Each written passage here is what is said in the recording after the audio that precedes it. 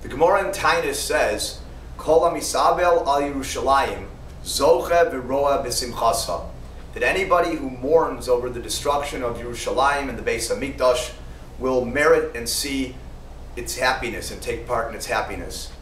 Certainly one who shows that he cares and cries and mourns over the destruction, so then in Mirz Hashem he will have the pleasure and the merit to rejoice when it's rebuilt. The question is, though, that the words Zoche v'roeh are written in Hove, in present tense. It would seem that it would be more correct for it to say Yizke v'yireh in the future tense, that he will merit and will see and take part in the happiness. The Darkei Musar answers that really somebody who mourns over Yerushalayim and the Beis Hamikdash actually right now, not just in the future, but right now, and hence the reason for the use of the present tense, will already merit and see in the happiness of Yerushalayim. How does that work? So he explains that the pasuk in Tehillim says, Yismach le mevakshe Hashem. Now when somebody is mevakesh Hashem, that means he seeks out Hashem. He wants to come closer to Hashem, come closer to Torah and mitzvahs, even before he actually attains his goal. Just the mere decision and the start of the process of coming closer to Hashem, already at that point, he's Yismach Leiv. He already has happiness, because he's already taken upon himself and come forth through the test and overcome the challenge of the difficulty of being away from Hashem. Now he's chosen to come close to Hashem, and he's already in a state of happiness as he has his life more on the right track and coming closer to Hashem.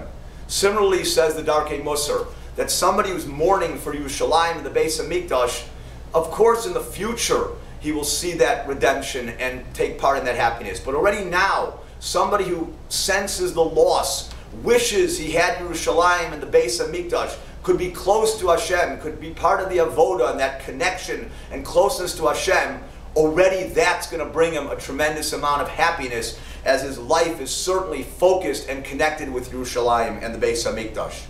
The pasuk says in Parshas Truma, "V'asu li mikdash v'shachanti b'socham." Hashem tells Bnei Yisrael, make for me a mishkan, a Beis Hamikdash, and I will dwell amongst them. Of course, the famous question is, it should say, I will dwell b'socho, in it, in the Mishkan of the Beis Hamikdash. Why b'socham? Because it means in all of Bnei Yisrael. Because one of the explanations is that as Hashem enters into the Klal Yisrael, he enters into each individual person, not just into the one place, the Mishkan, but into each individual person. Meaning that everybody, in a sense, is their own miniature Beis Hamikdash, their own miniature Mishkan, a place to serve Hashem. As we make the decision to act closer and try to come closer to Hashem and closer in Torah and mitzvahs, and thereby coming closer to Hashem, we are in essence building our personal Beis Hamikdash, ourselves. And of course, chas v'sholom, the opposite would be true.